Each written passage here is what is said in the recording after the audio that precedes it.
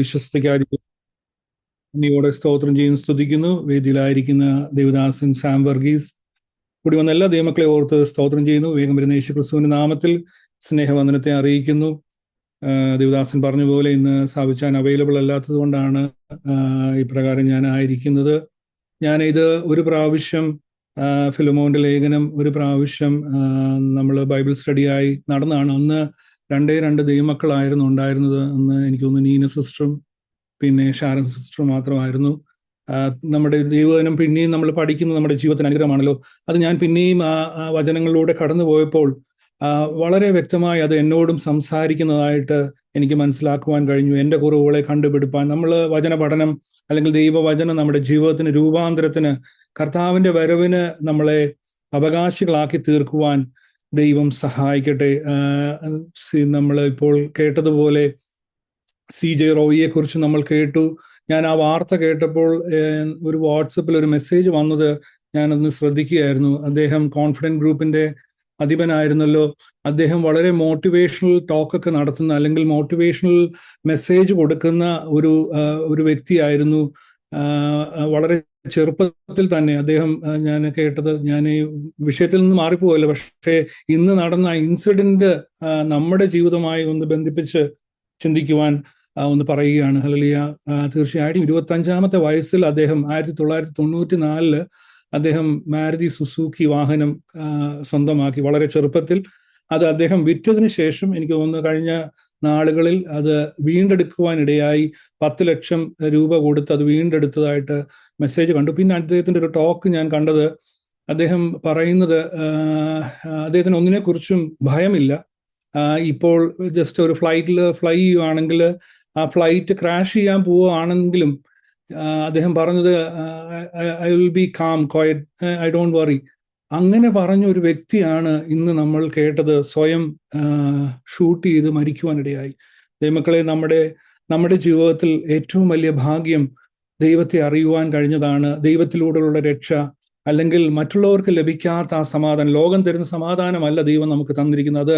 അത് ദൈവത്തിന്റെ അഷുറൻസ് ആണ്. തീർച്ചയായും നമ്മൾ വചനത്തോട് അടുത്ത് വരുമ്പോൾ ദൈവത്തോട് അടുത്ത് ചെല്ലുകയാണ്. തീർച്ചയായും വചന പഠനം നമ്മുടെ ജീവിതത്തിന് അനുഗ്രഹമായി തീരട്ടെ. ദൈവകൃപയിൽ ജീവിപ്പാൻ ദൈവം നമ്മളെ ശക്തീകരിക്കട്ടെ. അല്ലിയ ഭാരങ്ങൾ, പ്രയാസങ്ങൾ, കഷ്ടങ്ങളൊക്കെ ഉണ്ടെങ്കിലും ദൈവകൃപയിൽ ആശ്രയിച്ച് ഞാൻ നിന്നെ ഒരു നാളും കൈവിടുകയില്ല, ഉപേക്ഷിക്കുകയുമില്ലെന്ന് പറഞ്ഞ ദൈവകരങ്ങളിലേക്ക് നമ്മളെ തന്നെ സമർപ്പിച്ചുകൊണ്ട് നമുക്കായിരിക്കാം. ഫിലോമോന്റെ ലേഖനം നമുക്കറിയാം, ഇത് ഒരു അധ്യായമുള്ള ഒരു ലേഖനമാണ്.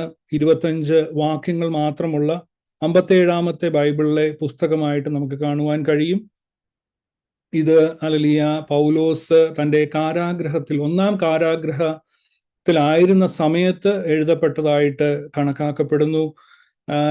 ഇത് ഇതൊരു റെക്കമെൻഡേഷൻ ലെറ്ററാണ്. നമുക്കറിയാം ഇത് അദ്ദേഹം ഒനേസിമോസിന് വേണ്ടി ഒരു റെക്കമെൻഡേഷൻ ആയിട്ട് ഫിലോമോൻ എഴുതുന്ന ലെറ്ററാണ്. ഇതിനകത്ത് പ്രതിപാദ്യ വിഷയം ഫൊർഗീവ്നെസ് അല്ലെങ്കിൽ റിക്കൺസിലിയേഷൻ, ക്ഷമ, നിരപ്പ്, അതിനെ ആസ്പദമാക്കിയാണ് ഈ ലെറ്റർ എഴുതിയിരിക്കുന്നത്. AD 60-നും 61-നും ഇടയിൽ ആദ്യത്തെ റോമിലെ കാരാഗ്രഹവാസത്തിൽ വെച്ച് പൗലോസ് എഴുതിയതായിട്ട് നമുക്ക് മനസ്സിലാക്കുവാൻ കഴിയും. ഇത് നമുക്കറിയാം, കാരാഗ്രഹ ലേഖനങ്ങളിൽ എഫേഷ്യൻസ്, കൊലൂഷ്യൻസ്, ഫിലിപ്പീൻസ്, ഫിലോമോൻ. എന്നാൽ ഇതിനെ ഈ ലേഖനത്തെ ഇടയലേഖനമായിട്ടും കണക്കാക്കാമെന്നാണ് വേദപണ്ഡിതന്മാർ പറയുന്നത്. ഇതൊരു കാരാഗ്രഹ ലേഖനമാണെങ്കിലും ഇതൊരു ഈടുറ്റ, അല്ലെങ്കിൽ നമ്മുടെ 1 തിമോത്തി, 2 തിമോത്തി, ടൈറ്റസ് അതിൻ്റെ കൂടെ ഉൾപ്പെടുത്തുവാൻ കഴിയുന്ന ഒരു പാസ്റ്ററൽ എപ്പിസിൽ കൂടിയായി നമുക്ക് കണക്കാക്കുവാൻ കഴിയുമെന്നാണ് വേദപണ്ഡിതന്മാർ പറയുന്നത്. ഇതിൽ സ്നേഹത്തെക്കുറിച്ച്, ക്ഷമയെക്കുറിച്ച് വളരെ ആഴമായി പഠിപ്പിക്കുന്നു. തീർച്ചയായും ഇത് 2 പട്ടണങ്ങൾ തമ്മിലുള്ള, അല്ലെങ്കിൽ 2 വ്യക്തികൾ തമ്മിലുള്ള ഒരു കോൺവെർസേഷൻ, അല്ലെങ്കിൽ ടെയിൽ ഓഫ് 2 പീപ്പിൾ, അല്ലെങ്കിൽ ടെയിൽ ഓഫ് 2 സിറ്റീസ് ഇതിനെക്കുറിച്ച് പറയുന്നു. അല്ലെങ്കിൽ ഫിലോമോനെയും പൗളിനെയും 2 പീപ്പിളായിട്ടും, 2 സിറ്റീസ്, കൊലോസ്യ പട്ടണത്തെയും റോം പട്ടണത്തെ കുറിച്ച് പറഞ്ഞു. പൊലൂസ്യ പട്ടണത്തിലാണ് ഫിലോമോൻ ജീവിച്ചിരിക്കുന്നത്. റോമില് കാരാഗൃഹത്തിലാണ് പോൾ ആയിരിക്കുന്നതെന്ന് നമുക്ക് ഈ ലേഖനം വായിച്ചു കഴിഞ്ഞാൽ മനസ്സിലാക്കുവാൻ കഴിയും. ഇതിന്റെ കീ വേഴ്സസ് എന്ന് പറയുന്നത് 16-17 വാക്യമാണ്. അതൊന്ന് വായിക്കാം. അവൻ ഇനി ദാസനല്ല, ദാസന് മീതെ പ്രിയ സഹോദരൻ തന്നെ. അവൻ വിശേഷാൽ എനിക്ക് പ്രിയൻ എങ്കിൽ നിനക്ക് ജഡസംബന്ധമായും കത്ത് സംബന്ധമായും എത്ര അധികം.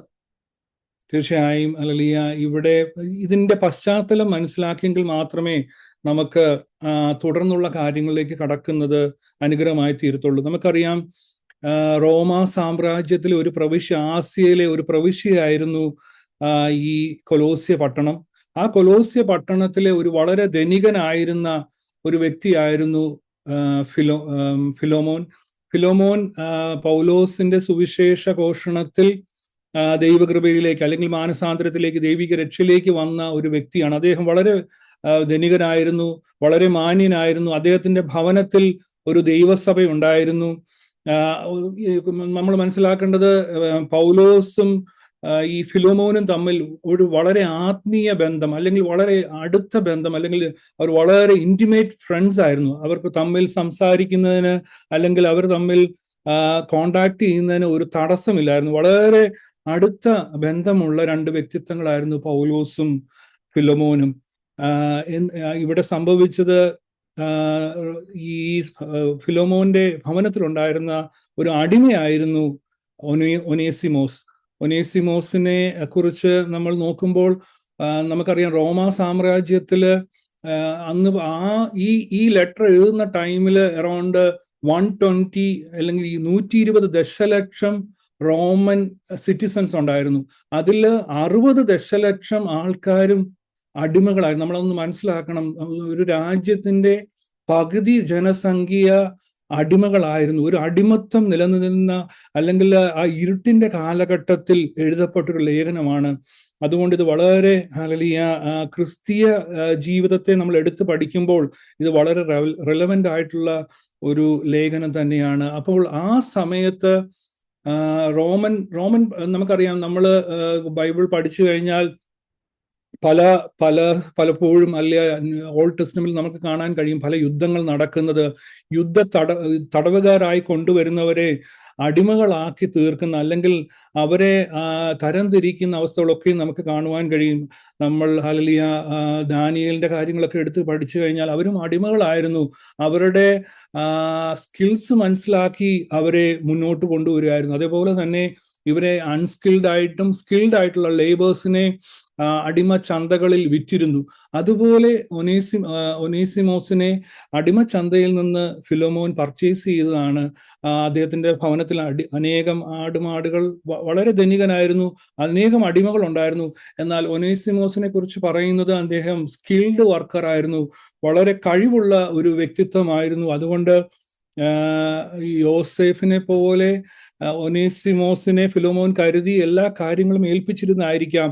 പക്ഷേ എന്താ പറ്റിയെന്ന് വെച്ചാൽ, ഒനേസിമോസ് അവിടെ വിശ്വാസവഞ്ചന കാണിക്കുവാനിടയായി. എന്താണ് റീസൺ എന്നൊന്നും ഇതിനകത്ത് പറയുന്നില്ല. അവിടെ നിന്ന്, ആ ഭവനത്തിൽ നിന്ന് കളവ് ചെയ്താണോ എന്ത് കാര്യമാണെന്ന് അറിയത്തില്ല, അദ്ദേഹം ആ കുറ്റകൃത്യം ചെയ്ത് ആ ദേശത്ത് നിന്ന്, കൊലോസ്യ പട്ടണത്തിൽ നിന്ന് അദ്ദേഹം റോമിലേക്ക് നാട് വിട്ടുപോകാനിടയായി. എങ്ങനെയോ അദ്ദേഹം റോമൻ കാരാഗൃഹത്തിലെത്തി. ചിലപ്പം റോമിൽ ചെന്നിട്ടും അദ്ദേഹം എന്തെങ്കിലും തെറ്റ് ചെയ്തിട്ടുണ്ടായിരിക്കാം. അങ്ങനെ അദ്ദേഹം റോമൻ കാരാഗൃഹത്തിലെത്തി. റോമൻ കാരാഗൃഹത്തിൽ വെച്ച് എന്തെന്ന് വെച്ചാൽ, ചിലപ്പോൾ പൗലോസിനെ അദ്ദേഹത്തിന് അറിയാമായിരിക്കും, അല്ലെങ്കിൽ അറിയത്തില്ലായിരിക്കും. നമുക്ക് അതിനെക്കുറിച്ചൊന്നും ഇതിൽ പറയുന്നില്ല. അവിടെ വെച്ച് പൗളുമായിട്ട് അടുക്കുവാനും പോളിന്റെ സുവിശേഷത്താൽ അദ്ദേഹം വീണ്ടും ജനിക്കപ്പെടുവാൻ ഇടയായി. അങ്ങനെയാണ് അദ്ദേഹം വിശ്വാസത്തിലേക്ക് കടന്നു വരികയും പോളിന് അദ്ദേഹം ഒരു ശുശ്രൂഷകനായിട്ട്, അല്ലെങ്കിൽ തനിക്കൊരു സഹശുശ്രൂഷകനായിട്ട്, ഒരു സഹായിയായി നിൽക്കുവാൻ ഇടയായി. എന്നാൽ പോളിന് വേണമെങ്കിൽ അദ്ദേഹത്തെ കൂടെ നിർത്താമായിരുന്നു. എന്നാൽ പോള് അദ്ദേഹത്തെ തിരിച്ച് തൻ്റെ യഥാർത്ഥ യജമാനന്റെ അടുത്തേക്ക് അയക്കുന്ന കാര്യമാണ് ഇവിടെ പറഞ്ഞിരിക്കുന്നത്. പോള് അദ്ദേഹത്തെ ഒറ്റയ്ക്കല്ല അയക്കുന്നത്. നമുക്ക് അതിനകത്ത് വായിച്ചു കഴിഞ്ഞാൽ അറിയാൻ കഴിയും, തിഹിക്കോസിനോട് കൂടെയാണ് പോള് തിരിച്ച് ഒരു റെക്കമെൻഡേഷൻ ലെറ്ററുമായിട്ടാണ് പോള് തിരിച്ച് ഒനേസിമോസിനെ അയക്കുന്നത്. നമുക്കൊരു വാക്യം വായിച്ചു കഴിഞ്ഞാൽ നമുക്ക് മനസ്സിലാക്കാൻ കഴിയും. കൊലോസ്യ ലേഖനം 4-ാം അധ്യായം അതിന്റെ 7 മുതലുള്ള 9 വരെയുള്ള വാക്യങ്ങൾ. Colossians chapter 4 verse 7-9. എന്റെ അവസ്ഥ ഒക്കെയും കർത്താവ് പ്രിയ സഹോദരനും വിശ്വസ്ത ശുശ്രൂഷകനും സഹഭൃത്യനുമായ തിഹിക്കോസ് നിങ്ങളോട് അറിയിക്കും. തീർച്ചയായും ഈ ലെറ്റേഴ്സ് ഈ കാരാഗ്രഹത്തിൽ വെച്ച് പോൾ എഴുതിയ ഫിലമോൻ അല്ലെങ്കിൽ ഫിലമോൻ ലെറ്റർ, കൊലോഷ്യൻസ്, എഫേഷ്യൻസ്, ഈ ലെറ്റേഴ്സ് എല്ലാം ആ സഭകളിൽ എല്ലാം കൊടുത്തിട്ടാണ് അവസാനമാണ് അവർ ഈ ഫിലമോന്റെ അടുത്ത് എത്തുന്നത്. അദ്ദേഹത്തിനെ ഒരു വ്യക്തിയുടെ കൂടെ അല്ലെങ്കിൽ ഒറ്റയ്ക്ക് അയക്കുകയല്ല, അത്രത്തോളം കരുതല് ഫിലോമോൻ ഒനേസിമോസിന് കൊടുത്തതായിട്ട് നമുക്ക് കാണുവാൻ കഴിയും. തീർച്ചയായിട്ടും അല്ലെങ്കിൽ പോളിന്റെ ആ വ്യക്തിത്വത്തെയാണ് നമ്മൾ മനസ്സിലാക്കേണ്ടത്. വളരെ ഉന്നത സ്ഥാനീയനായിരുന്ന വ്യക്തി, ഒരു സ്വാർത്ഥ താല്പര്യത്തിനും ഇട കൊടുക്കാണ്ട് അദ്ദേഹത്തിന് ഒനേസിമോസിലുള്ള അദ്ദേഹത്തിന് ആത്മീയ കണ്ണുകളാൽ അദ്ദേഹം തീർച്ചയായും കണ്ടായിരിക്കാം. അതുകൊണ്ടായിരിക്കാം തീർച്ചയായിട്ടും ഒരു വ്യക്തിയുടെ കൂടെ പറഞ്ഞയക്കും. നമ്മൾ മനസ്സിലാക്കേണ്ടത്, ഈ ബൈബിളിൽ അദ്ദേഹത്തെ കുറിച്ച് പിന്നെ ഒന്നും പറയുന്നില്ല, ഫിലമോനെ കുറിച്ചോ അല്ലെങ്കിൽ ഒനേസിമോസിനെ കുറിച്ചോ. പക്ഷേ നമ്മൾ ചരിത്രത്തിലേക്ക് ഇറങ്ങി പഠിച്ചു കഴിഞ്ഞാൽ മനസ്സിലാക്കാൻ കഴിയും, ഒനേസിമോസ് അവസാനം ബരോവയിലെ ചേർച്ചിന്റെ ബിഷപ്പായി തീരുവാൻ കൃപ ചെയ്തതായിട്ട് നമ്മൾ ചരിത്ര പഠനത്തിലേക്ക് പോയാൽ മനസ്സിലാക്കാൻ കഴിയും. എത്ര എത്ര എത്ര വലിയ കാര്യമാണ് അദ്ദേഹം ചെയ്തത്. ഒരു ഒരു ഒരു ഒരു ഒരു തടവുകാരന്റെ കൂടെ അല്ലെങ്കിൽ തൻ്റെ സഹായിയായി നിൽക്കുവാനല്ല, അദ്ദേഹത്തെക്കുറിച്ചുള്ള ആ മുന്നറിവ് മനസ്സിലാക്കി പ്രയോജനമുള്ള ദാസൻ എന്ന് അവിടെ റെക്കമെൻഡ് ചെയ്യുന്നുണ്ട്. തീർച്ചയായും ദൈവമക്കളെ നമ്മൾ മനസ്സിലാക്കേണ്ടത്, നമ്മൾ ഒരിക്കലും കർത്താവിനോട് അടുത്ത് വരുവാൻ അല്ലെങ്കിൽ അപ്രയോജനദാസന്മാരായിരുന്ന നമ്മളെ ഒരിക്കലും ക്രിസ്തുവിന്റെ സ്നേഹത്തിലേക്ക് വരുവാൻ നമ്മൾ ഒരിക്കലും അതിന് യോഗ്യരല്ലായിരുന്നു. നമ്മൾ പുറം ജാതികളായിരുന്നു. എന്നാൽ ദൈവത്തിന്റെ സ്നേഹം നമ്മളെ തേടി വന്നു. നമ്മുടെ കുറവുകൾ കണക്കിടാതെ നമ്മളെ സ്നേഹിച്ചു. പിതാവിന്റെ സന്നിധിയിൽ ഇന്നും ആ വലതുഭാഗത്ത് നമുക്ക് വേണ്ടി പക്ഷവാദം ചെയ്യുന്നു. ആ ദൈവത്തിന്റെ അല്ലെങ്കിൽ യേശുവിന്റെ സ്ഥാനത്ത് നിൽക്കുന്ന ഒരു വ്യക്തിത്വമായിട്ട് നമുക്ക് ഈ ലേഖനം പഠിച്ചു കഴിഞ്ഞാൽ പൗലോസിനെ കുറിച്ച് കാണുവാൻ കഴിയും. അവിടെ ഫിലോമോനോട് റിക്വസ്റ്റ് ചെയ്യുകയാണ് ചെയ്യുന്നത്. നമ്മൾ ആ വചന പഠനം നമ്മൾ മനസ്സിലാക്കി കഴിഞ്ഞാൽ നമുക്കത് കാണുവാൻ കഴിയും. തീർച്ചയായും ഈ ദിവസങ്ങളിൽ നമ്മൾ മനസ്സിലാക്കേണ്ടത്, മറ്റുള്ളവർക്ക് വേണ്ടി അല്ലെങ്കിൽ ബർണബാസിനെ പോലെ, തീർച്ചയായും ബർണബാസ് ആണ് പോളിനെ ഇത്രത്തോളം മുന്നിലേക്ക് കൊണ്ടുവരുവാൻ വേണ്ടി പ്രോത്സാഹിപ്പിച്ചത്. ഒരിക്കൽ അവനാണ് മറ്റുള്ള ശിഷ്യന്മാരോട് 12 അപ്പോസ്തലന്മാരുടെ മുമ്പിൽ പ്രസന്റ് ചെയ്യുന്നത്, പോളിനെ ഉത്സാഹിപ്പിക്കുന്നത്. അവിടെ നമ്മൾക്ക് ചില പ്രശ്നങ്ങളൊക്കെ പിന്നെ വന്നതായിട്ട് നമുക്ക് കാണുവാൻ കഴിയും. എന്നാൽ അതുപോലെ നമ്മൾ മറ്റുള്ളവരെ ഉത്സാഹിപ്പിക്കുന്നവരായി, മറ്റുള്ളവരെ പ്രോത്സാഹനം കൊടുക്കുന്നവരായി, മറ്റുള്ളവർക്ക് ദൈവം നമുക്ക് പകർന്ന കൃപയനുസരിച്ച് മറ്റുള്ളവരെ ദൈവകൃപയിലേക്ക് നടത്തുവാൻ, മറ്റുള്ളവർക്ക് വേണ്ട പ്രോത്സാഹനം കൊടുക്കുവാൻ, ഇതുപോലെ പോളിനെ പോലെ ബർണബാസിനെ പോലെ ദൈവകൃപയിൽ ആശ്രയിച്ച് മുന്നേറുവാൻ ദൈവസഭയിലെ ഓരോ വ്യക്തിത്വങ്ങളെയും ദൈവം നമ്മളെ സഹായിക്കട്ടെ. തീർച്ചയായും ഒനേസിമോസ് അങ്ങനെ ഒരു പ്രയോജനമുള്ള ദാസനായി തീർന്നു നമുക്ക് അവസാനം വായിച്ചു കഴിഞ്ഞാൽ മനസ്സിലാക്കുവാൻ കഴിയും. ഇവിടെ ഒരു വാക്കെടുത്ത് പഠിച്ചു കഴിഞ്ഞാൽ മനസ്സിലാക്കാൻ കഴിയും, ഇവിടെ പങ്കാളിത്തം അല്ലെങ്കിൽ ഫെലോഷിപ്പ്.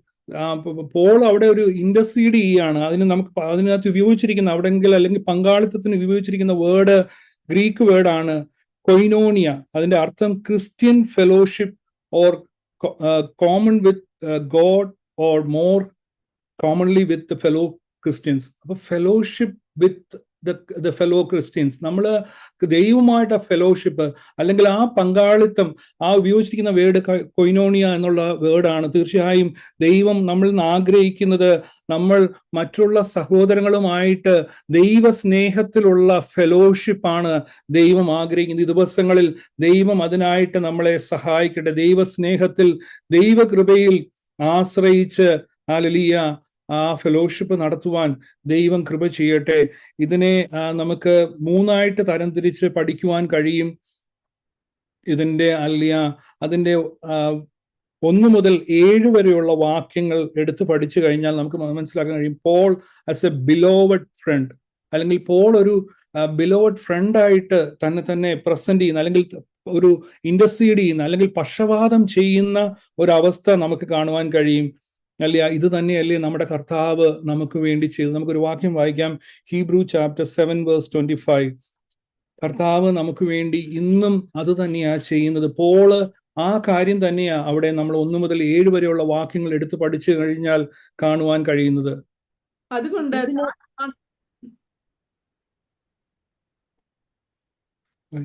അതുകൊണ്ട് താൻ മുഖാന്തരമായി ദൈവത്തോട് അടുക്കുന്നവർക്ക് വേണ്ടി പക്ഷപാതം ചെയ്യുവാൻ സദാ ജീവിക്കുന്നവനാകിയാൽ അവരെ പൂർണ്ണമായി രക്ഷിക്കുവാൻ അവൻ പ്രാപ്തനാക്കുന്നു.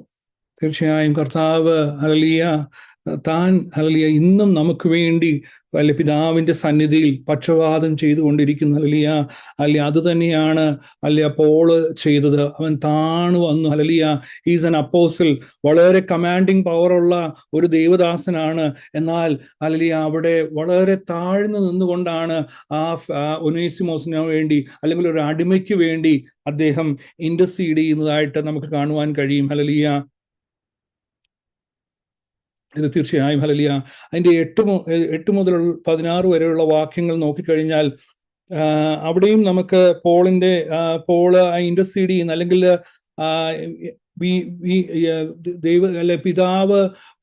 പുത്രൻ പിതാവിനോട് പറയുന്നത്, എൻ്റെ വീണ്ടെടുപ്പിന്റെ രക്തം കണ്ട് ഇവരെ വിടുവിക്കണം, ഇവരോട് ക്ഷമിക്കണമെന്ന് പറയുന്നത് പോലെ തന്നെ അവിടെ പോള് ഇന്റർസീഡ് ചെയ്യുന്നതായിട്ട് നമുക്ക് കാണുവാൻ കഴിയും. 17 മുതൽ 25 വരെയുള്ള വാക്യങ്ങൾ നമ്മൾ പഠിച്ചു കഴിഞ്ഞാൽ ഒരു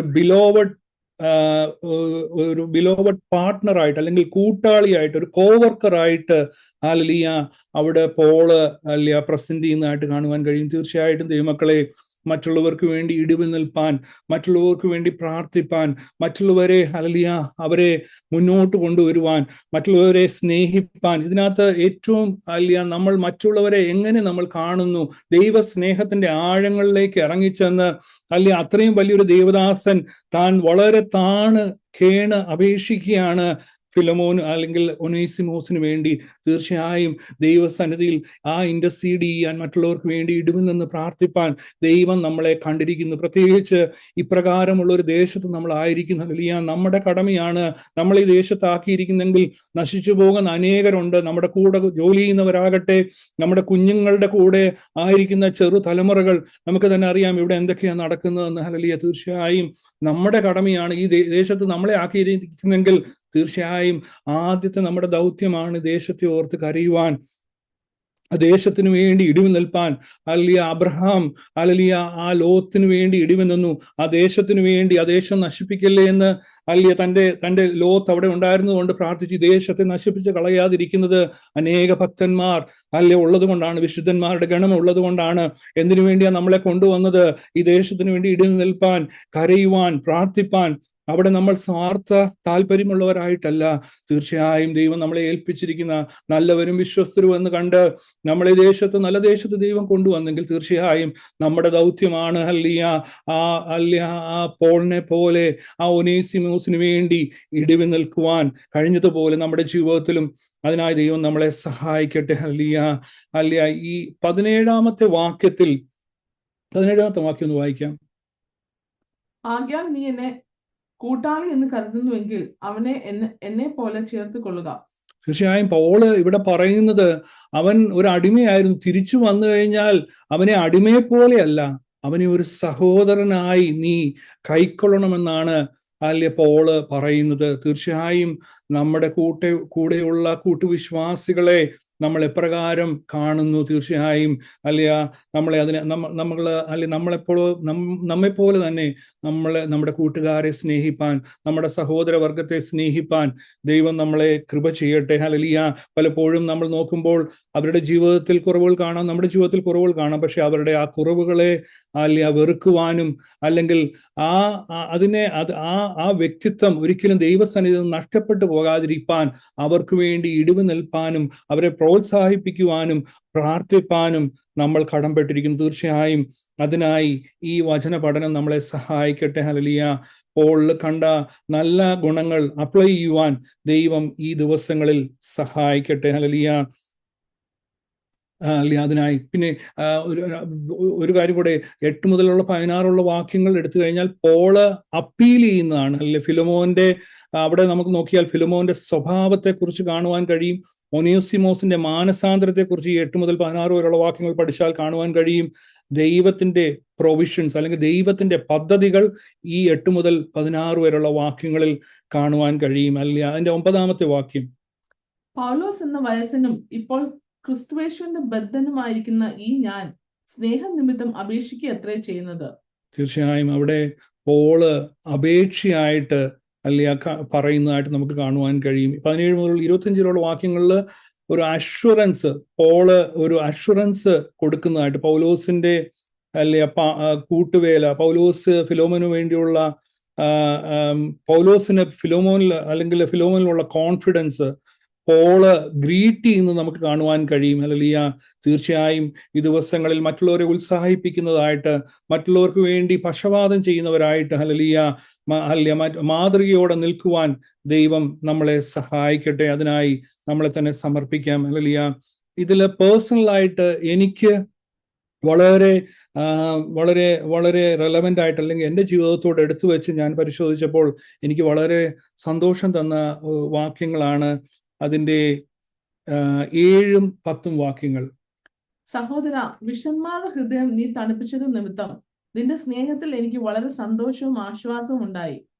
20. അതേ സഹോദര, നിന്നെ കൊണ്ട് എനിക്ക് കർത്താവിൽ ഒരു അനുഭവം വേണ്ടിയിരിക്കുന്നു. ക്രിസ്തുവിൽ എന്റെ ഹൃദയം തണുപ്പിക്കുക. തീർച്ചയായും ഞാൻ ഉണ്ടായിരുന്ന ദൈവസഭയിലെ എന്നെ സ്നാനപ്പെടുത്തി എന്നെ ദൈവകൃപയിലേക്ക് നടത്തിയ ദേവദാസൻ പലപ്പോഴും എന്ന് വെച്ചാൽ പല അവസരങ്ങളിലും അദ്ദേഹം പ്രസംഗത്തിൽ എപ്പോഴും ഉപയോഗിക്കുന്ന ഒരു വാക്കാണ് മറ്റുള്ളവരുടെ ഹൃദയം തണുപ്പിക്കുന്ന. ഹല്ലേലൂയ. ഞാൻ ആ വാക്യത്തിന് മുമ്പ് എന്നെ സമർപ്പിക്കുന്നു. ഹല്ലേലൂയ. തീർച്ചയായും ഇവിടെ ആദ്യത്തെ 7-ാമത്തെ വാക്യത്തിൽ ഫിലോമോനെ കുറിച്ച് പറയുന്നത് അദ്ദേഹം വിശുദ്ധന്മാരുടെ ഹൃദയം തണുപ്പിച്ചു. രണ്ടാമത് പിന്നെ അദ്ദേഹത്തിൽ നിന്ന് പോൾ ആവശ്യപ്പെടുന്നത് അതിന്റെ 20-ാമത്തെ വാക്യത്തില് പൗലോസിന് അദ്ദേഹത്തിൽ നിന്ന് ഹൃദയത്തിന്റെ തണുപ്പ് ആവശ്യമായിരിക്കുന്നു. ഹല്ലേലൂയ. തീർച്ചയായും ദൈവമക്കളെ, നമ്മളെക്കുറിച്ച് ആഗ്രഹിക്കുന്നത് അല്ലെങ്കിൽ നമ്മളെക്കുറിച്ച് മറ്റുള്ള അല്ലെങ്കിൽ നമ്മളെ നടത്തിയ ഭക്തന്മാരാകട്ടെ, നമ്മുടെ മാതാപിതാക്കളാകട്ടെ, ആരാകട്ടെ, ഹല്ലേലൂയ, അവർക്ക് നമ്മളൊരു തണുപ്പായിരിക്കാൻ അല്ലെ ഒരു ഹൃദയത്തിന് ഒരു തണുപ്പ് കൊടുക്കുന്നവരായി തീരുവാൻ ദൈവം നമ്മളെക്കുറിച്ച് ആഗ്രഹിക്കുന്നു. പലപ്പോഴും ഹല്ലേലൂയ നമ്മളെക്കുറിച്ച് ഓർക്കുമ്പോൾ അല്ലെങ്കിൽ ഇന്ന ഒരു വ്യക്തിയെക്കുറിച്ച് അല്ലെങ്കിൽ ആരാകട്ടെ നമ്മളെക്കുറിച്ച് മറ്റുള്ളവർ ഓർക്കുമ്പോൾ അവർക്കൊരു ചൂട് പകരുന്ന അല്ലെങ്കിൽ അവർക്ക് വളരെ പ്രയാസമുള്ള ഒരു വ്യക്തിത്വമായി തീരുവാനല്ല ദൈവം ആഗ്രഹിക്കുന്നത്. ഫിലോമോനെ കുറിച്ച് പറയുന്നത് അദ്ദേഹം തണുപ്പ് കൊടുക്കുന്ന ഒരു വ്യക്തിയാണ്. ഹല്ലേലൂയ. വിശുദ്ധന്മാർക്ക് അദ്ദേഹം തണുപ്പ് കൊടുത്തിരുന്നു. തീർച്ചയായും ഹൃദയങ്ങൾക്ക് തണുപ്പ് കൊടുക്കുവാൻ ദൈവം നമ്മളെ സഹായിക്കട്ടെ. ഈ വചനത്തിന് മുമ്പിൽ എന്നെയും സമർപ്പിക്കുന്നു. ഹല്ലേലൂയ. തീർച്ചയായും ഹല്ലേലൂയ. അതിന്റെ 15-ാമത്തെ വാക്യം, അവൻ അല്പകാലം വേറിട്ട് പോയത് അവനെ സദാകാലത്തേക്ക് നിനക്ക് ലഭിക്കേണ്ടതിനായിരുന്നു. തീർച്ചയായും ഹല്ലേലൂയ. അല്പകാലത്തേക്ക് അവൻ വേർപെട്ടു പോയെങ്കിലും സദാകാലത്തേക്ക് നിനക്ക് ലഭിക്കേണ്ടതിനായിരുന്നു. തീർച്ചയായും ഹല്ലേലൂയ.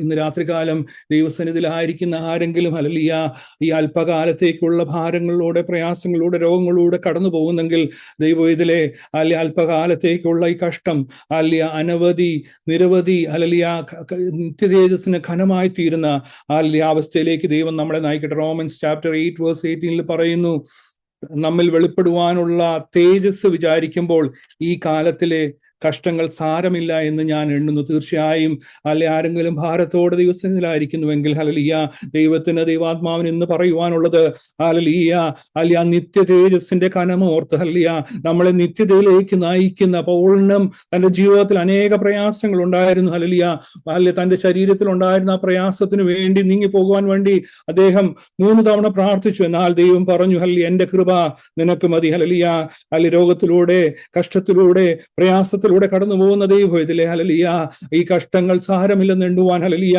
ഈ അല്പകാലം മാത്രം ഈ ഭൂമിയിലെ വാസം ഹല്ലേലൂയ നിത്യതയ്ക്ക് കാരണമാക്കി തീർക്കുന്ന, നമ്മളെ മറന്നു കളയാത്തൊരു ദൈവമുണ്ട്.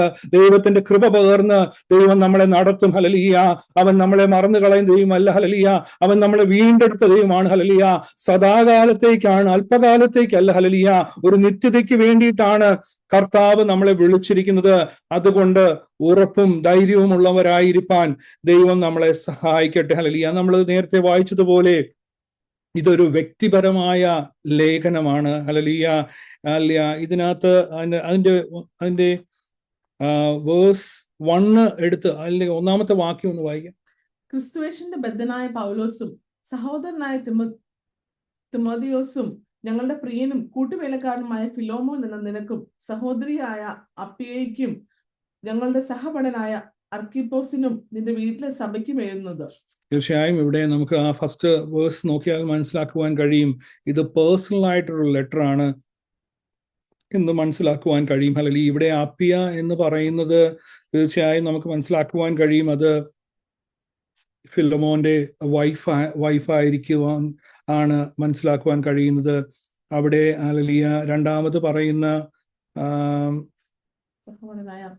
അർക്കിപ്പോസിനെ കുറിച്ച് പറയുന്നുണ്ട്. അവിടെ അത് തന്റെ സഹപഠനായ അർക്കിപ്പോസ്. ഒന്നുകൂടെ വായിക്കാം. ക്രിസ്തുവേശന്റെ ബദ്ധനായ പൗലോസും സഹോദരനായ തിമോഥെയോസും ഞങ്ങളുടെ പ്രിയനും കൂട്ടുവേലക്കാരനുമായ ഫിലോമോൻ എന്ന നിനക്കും സഹോദരിയായ അപ്പിയയ്ക്കും ഞങ്ങളുടെ സഹപഠനായ അർക്കിപ്പോസിനും നിന്റെ വീട്ടിലെ സഭയ്ക്ക് എഴുതുന്നത്. തീർച്ചയായും ഹല്ലേലൂയ അവിടെ ഉള്ള ഹല്ലേലൂയ ആ സഭയ്ക്ക് വേണ്ടി, അല്ലെങ്കിൽ അവിടെയുള്ള തന്റെ ഒരു പേഴ്സണൽ ലെറ്റർ ആയിട്ട് നമുക്ക് ഫസ്റ്റ് വേഴ്സ് വായിച്ചു കഴിഞ്ഞാൽ മനസ്സിലാക്കുവാൻ കഴിയും. രണ്ടാമത്തെ വാക്യം അല്ലെങ്കിൽ വേഴ്സ് 2 അല്ലെങ്കിൽ വേഴ്സ് 4 to 6 നമ്മൾ വായിച്ചു കഴിഞ്ഞാൽ ഫിലോമോനെ കുറിച്ചുള്ള നല്ല സാക്ഷ്യം നമുക്ക് അവിടെ വായിക്കുവാൻ കഴിയും. അല്ലെ, തീർച്ചയായും ഫിലോമോൻ സഹവിശ്വാസികളോട് തന്റെ വിശ്വാസം പങ്കുവച്ചിരുന്നതായിട്ട് കാണുവാൻ കഴിയും. ദൈവമക്കളെ, തീർച്ചയായും നമ്മുടെ ജീവിതത്തിൽ ഏറ്റവും ആവശ്യമായിട്ടുള്ളത് അല്ലെ നമ്മുടെ സാക്ഷ്യമുള്ള ജീവിതമാണ് ഹല്ലേലൂയ. അതിനായി ദൈവം നമ്മളെ സഹായിക്കട്ടെ.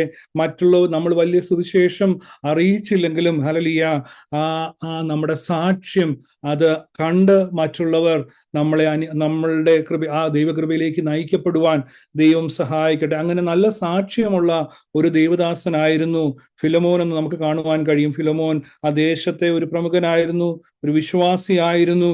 അദ്ദേഹം അല്ലെ നല്ല സാക്ഷ്യം പ്രാപിച്ച ഒരു വ്യക്തിയായിരുന്നു നമുക്ക് കാണുവാൻ കഴിയും. അത് നേരത്തെ നമ്മൾ വായിച്ചതുപോലെ 7 മുതൽ അല്ലെങ്കിൽ 7 20 ഒക്കെ വാക്യങ്ങൾ വായിച്ചതുപോലെ ഹൃദയത്തെ തണുപ്പിക്കുന്ന ഒരു വ്യക്തിത്വമായിരുന്നു എന്ന് നമുക്ക് കാണുവാൻ കഴിയും. ഹല്ലേലൂയ. ഒനേസിമോസിന്റെ വാക്കിന്റെ അർത്ഥം പറയുന്നത് പ്രയോജനമുള്ളവനെന്നാണ്. ഹല്ലേലൂയ. ഒനേസിമോസിന്റെ വാക്കിന്റെ അർത്ഥം പ്രയോജനമുള്ളവനെന്നാണ്. അതിന്റെ വേഴ്സ് 8 and 11 നമ്മൾ നോക്കിക്കഴിഞ്ഞാൽ ഹല്ലേലൂയ പോളിന്റെ റിക്വസ്റ്റ് ആണ്. ഒനേസിമോസിനെ കുറിച്ച് വേണ്ടിയിട്ടുള്ള റിക്വസ്റ്റ് നമുക്ക് ആ വാക്യങ്ങളിൽ കാണുവാൻ കഴിയും. വേഴ്സ് 12 and 13 നമ്മൾ എടുത്തു പഠിച്ചു കഴിഞ്ഞാൽ പൗലോസിനെ എങ്ങനെ ഫിലോമോൻ സ്വീകരിച്ചോ അതുപോലെ ഹല്ലേലൂയ ഒനേസിമോസിനെയും സ്വീകരിക്കുവാനായിട്ട് അദ്ദേഹം റിക്വസ്റ്റ് ചെയ്യുന്നതായിട്ട് നമുക്ക് കാണുവാൻ കഴിയും. അതിന്റെ 12 and 13 വേഴ്സസ്. എനിക്ക് പ്രാണപ്രിയനായ അവനെ ഞാൻ മടക്കി അയച്ചിരിക്കുന്നു. സുവിശേഷം നിമിത്തമുള്ള തടവിൽ എന്നെ ശുശ്രൂഷിക്കേണ്ടതിന് അവനെ നിനക്ക് പകരം എന്റെ അടുക്കൽ തന്നെ നിർത്തിക്കൊള്ളുവാൻ എനിക്ക് ആഗ്രഹമുണ്ടായിരുന്നു. എങ്കിലും നിന്റെ ഗുണം നിർബന്ധത്താൽ എന്ന പോലെ അല്ല, മനസ്സോടെ ആകേണ്ടതിന് നിന്റെ സമ്മതം കൂടാതെ ഒന്നും ചെയ്യുവാൻ എനിക്ക് മനസ്സിലായിരുന്നു.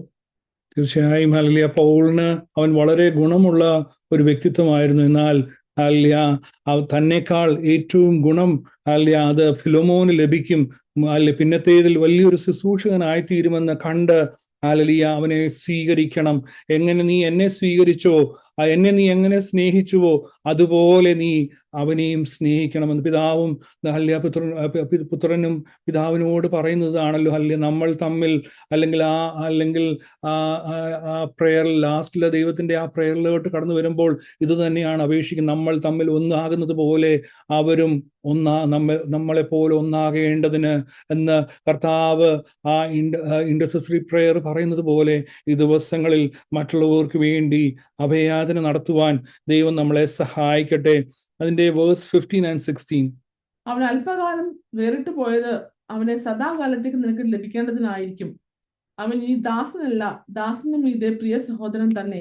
അവൻ വിശേഷാൽ എനിക്ക് പ്രിയനെങ്കിൽ നിനക്ക് ജഡസംബന്ധമായും കത്ത് സംബന്ധമായും എത്ര അധികം. തീർച്ചയായും ഹല്ലേലൂയ. അവിടെ ദാസനെ പോലല്ല നീ ഇനി സ്വീകരിക്കേണ്ടത്, പ്രിയ സഹോദരനെ പോലെ ഹല്ലേലൂയ സ്വീകരിക്കുവാൻ. പ്രത്യേകിച്ച് ഫിലോമോൻ ഒരു രക്ഷിക്കപ്പെട്ട് സ്നാനപ്പെട്ട ഒരു ദൈവവൈതലാണ്. അപ്പോൾ അദ്ദേഹം ആ ക്വാളിറ്റി നിലനിർത്തണമെന്ന് പൗലോസ് പറയുന്നു. ഒരിക്കലും ഒരു ദാസനായിട്ടോ അടിമയായിട്ടോ അല്ല നീ അവനെ കണക്കാക്കേണ്ടത്.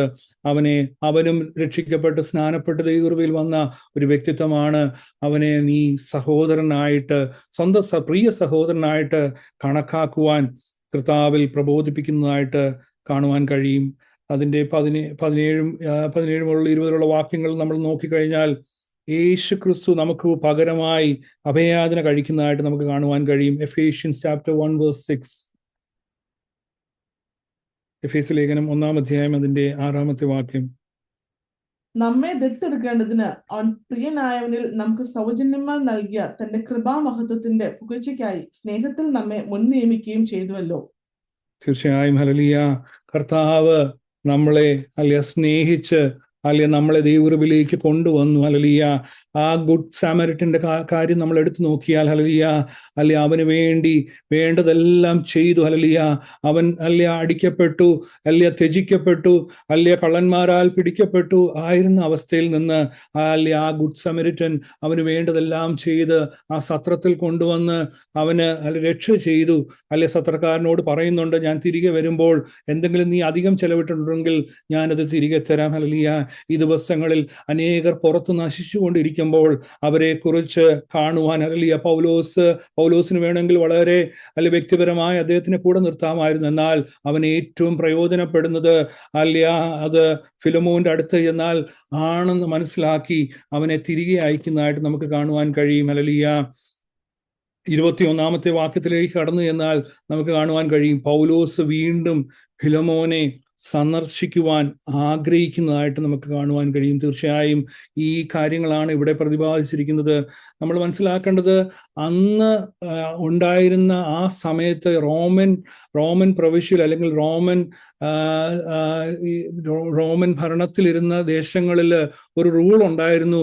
ഒരു അടിമയായി ഒരു അടിമ എന്തെങ്കിലും തെറ്റ് അല്ലെങ്കിൽ ഇതേപോലെ കളവ് ചെയ്ത് ഓടിപ്പോയാൽ അദ്ദേഹം തിരികെ വരികയോ അല്ലെങ്കിൽ പിടിക്കപ്പെടുകയോ ചെയ്താൽ മരണശിക്ഷ കൊടുക്കുവാൻ അങ്ങനൊരു നിയമം ഉണ്ടായിരുന്നു. ഹല്ലേലൂയ. അപ്പോൾ നമ്മൾ മനസ്സിലാക്കേണ്ടത് ഫിലോമോന് ഇദ്ദേഹത്തെ തിരികെ സ്വീകരിക്കുമ്പോൾ സാമൂഹികമായും പല പ്രശ്നങ്ങൾ നേരിടേണ്ടി വരുന്നുണ്ട്. നമ്മൾ സംസാരിച്ചു പോകുമ്പോൾ ഈസിയാണ്, ഒരു റോമൻ സാമ്രാജ്യത്തിൽ ഇങ്ങനെ ഓടിപ്പോയി തിരികെ വരുന്നു. പക്ഷേ വളരെ കോംപ്ലിക്കേറ്റഡ് കാര്യമാണ് അവിടെ നടക്കുന്നത്. എന്ന് വെച്ചാൽ ഇദ്ദേഹം ഒരു വിശ്വാസിയാണ്,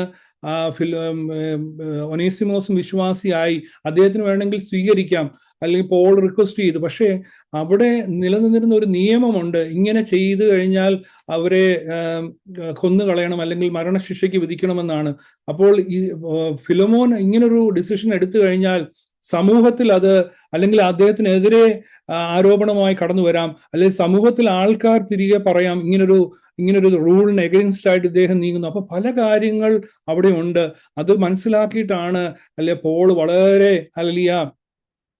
താഴ്മയായിട്ട് റിക്വസ്റ്റ് ചെയ്യുന്നത്. തീർച്ചയായും ഈ ദിവസങ്ങളിൽ എന്തൊക്കെ പ്രതികൂലങ്ങൾ നമ്മുടെ ജീവിതത്തിൽ കടന്നു വന്നാലും ഹല്ലേലൂയ, നമ്മൾ മറ്റുള്ളവരെ സഹായിക്കുന്നതിൽ അല്ലെങ്കിൽ ദൈവകൃപയിലേക്ക് മറ്റുള്ളവരെ നയിക്കുന്നതിൽ അതിന് പല പ്രയാസങ്ങൾ ചിലപ്പോൾ കടന്നു വരാം. അല്ലെങ്കിൽ സമൂഹത്തിൽ നിന്നാകട്ടെ, അല്ലെങ്കിൽ നമ്മൾ ആയിരിക്കുന്ന സമൂഹത്തിലോ അല്ലെങ്കിൽ നമ്മുടെ ജോലിസ്ഥാനത്തോ ഒക്കെ കടന്നു വരാം. എന്നാൽ ദൈവസ്നേഹത്തിൽ മറ്റുള്ളവരെ കൈക്കൊള്ളുവാൻ, അവരോട് ക്ഷമിക്കുവാൻ തീർച്ചയായും പോള് അവന് റിക്വസ്റ്റ് ചെയ്യാണ്, അവനോട് ക്ഷമിക്കണം, അല്ലെങ്കിൽ അവൻ ഇനി അധികം പ്രയോജനമുള്ളവനാണ് എന്ന് പറഞ്ഞ് റിക്വസ്റ്റ് ചെയ്യുന്നു. പിന്നെ ഒരു കാര്യം കൂടെ നമ്മൾ മനസ്സിലാക്കേണ്ടത്, ഈ ലെറ്ററിൽ നിന്ന് നമ്മൾ മനസ്സിലാക്കേണ്ടത്, ഒരു വ്യക്തിയുമായി നമ്മൾ ഒരു പ്രയാസത്തിൽ അകപ്പെട്ട് കഴിഞ്ഞാൽ ആ വ്യക്തി ചിലപ്പോൾ നമ്മുടെ അടുത്തുണ്ടായിരിക്കത്തില്ല, എന്നാൽ നമ്മൾ ദൈവത്തോട് ക്ഷമ ചോദിച്ചിട്ടുണ്ടായിരിക്കാം, അത് നമ്മൾ ദൈവമേ എന്നോട് അദ്ദേഹത്തിനോട് ഞാൻ ഇന്നതുപോലെ ചെയ്തു, എന്നോട് ക്ഷമിക്കണം എന്ന് പറഞ്ഞ് നമുക്ക് തീരുവാനല്ല. ഇവിടെ വേണമെങ്കിൽ പോളിന് വേണമെങ്കിൽ അവിടെ നിന്നൊരു ലെറ്റർ എഴുതിയാൽ മതിയായിരുന്നു, ഒനേസിമോസിനോട് നീ ക്ഷമിക്കണം, അദ്ദേഹം ഇപ്പൊ നല്ല വ്യക്തിയാണെന്ന് ഒക്കെ പറഞ്ഞു നിർത്തുവാനായി കഴിയുമായിരുന്നു. എന്നാൽ അവിടെ പോള് അത് ഫിലമോന്റെ അടുത്ത് അയച്ച് അവർ തമ്മിൽ നിരപ്പ് പ്രാപിക്കുവാനും കൂടെ ഒരു കാര്യമാണ് അവിടെ ചെയ്യുന്നത്. തീർച്ചയായും നമ്മൾ ദൈവത്തോട് മാത്രം പറഞ്ഞ് നമ്മളുടെ ഭാഗം ശരിയാക്കുക എന്നുള്ളതല്ല.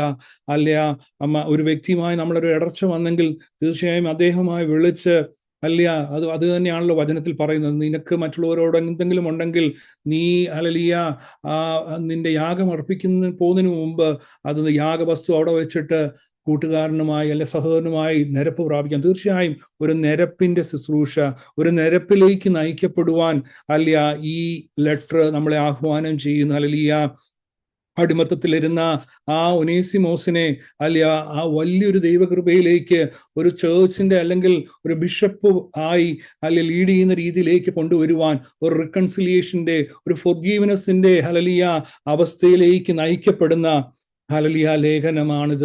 തീർച്ചയായും ഇത് വളരെ റെലവൻ്റ് ആയിട്ടുള്ള ലേഖനമാണ്. തീർച്ചയായും നമ്മുടെ ജീവിതത്തിൽ അത് പ്രാവർത്തികമാക്കുവാൻ ഈ ദിവസങ്ങളിൽ മറ്റുള്ളവരോട് ക്ഷമിപ്പാൻ, മറ്റുള്ളവരെ സ്നേഹിപ്പാൻ ദൈവം നമ്മളെ സഹായിക്കട്ടെ. പലപ്പോഴും മറ്റുള്ളവരിൽ നിന്നൊക്കെയും തിക്താനുഭവങ്ങൾ കടന്നു വരുമ്പോൾ നമുക്കത് ചിലപ്പോൾ വളരെ ഭാരമായി തോന്നാം.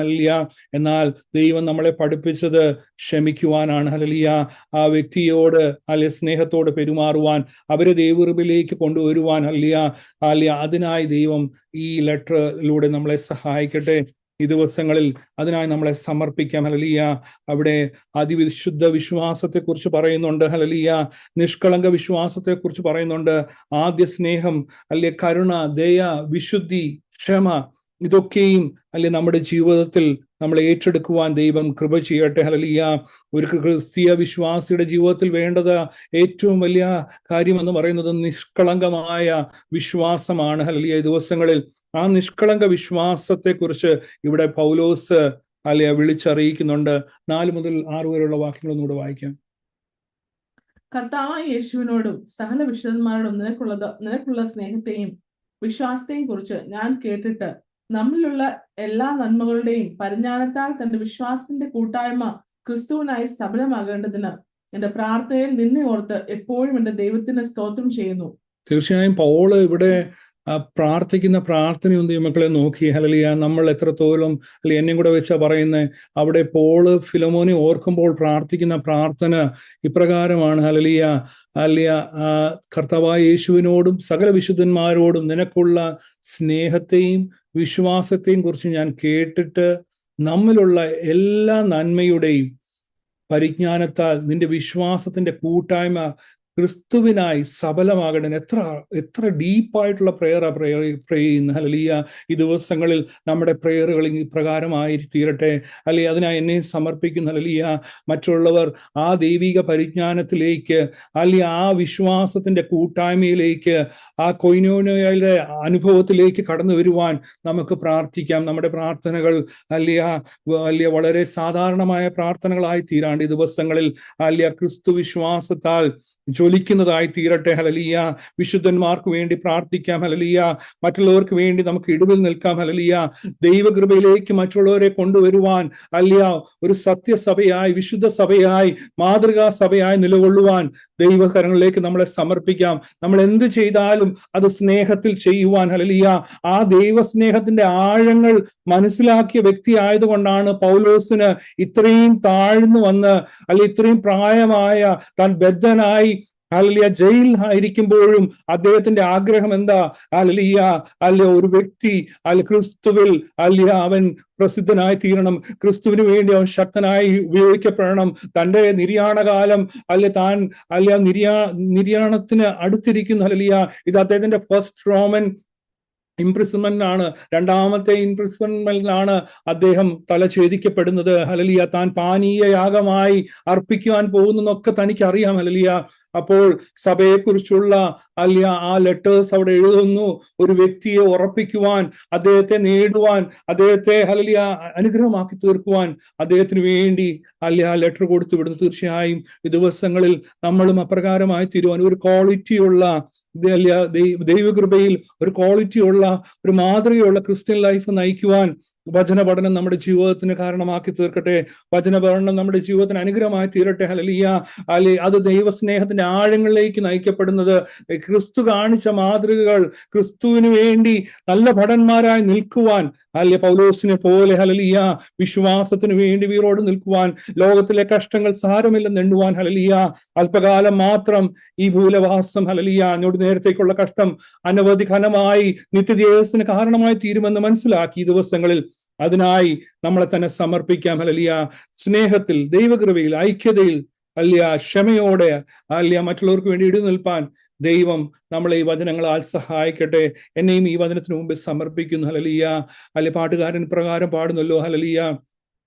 സ്നേഹത്തിലൂടെയെല്ലാം കാണുവാൻ, ദൈവ സ്നേഹത്തിൽ തന്നെയെല്ലാം ചെയ്യുവാൻ, എന്നിൽ നിൻ സ്വഭാവം പകരണമേ, ദിവ്യ തേജസാൽ എന്നെ നിറയ്ക്കണമേ, എന്നിൽ നിൻ സ്വഭാവം പകരണമേ, ദിവ്യ തേജസാൽ എന്നെ നിറയ്ക്കണമേ.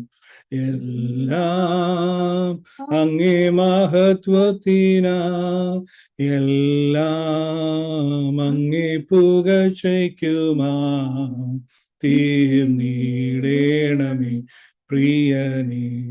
തിരുനാമമുയർന്നിടട്ടെ, തീർന്നിടേണമേ പ്രിയനേ.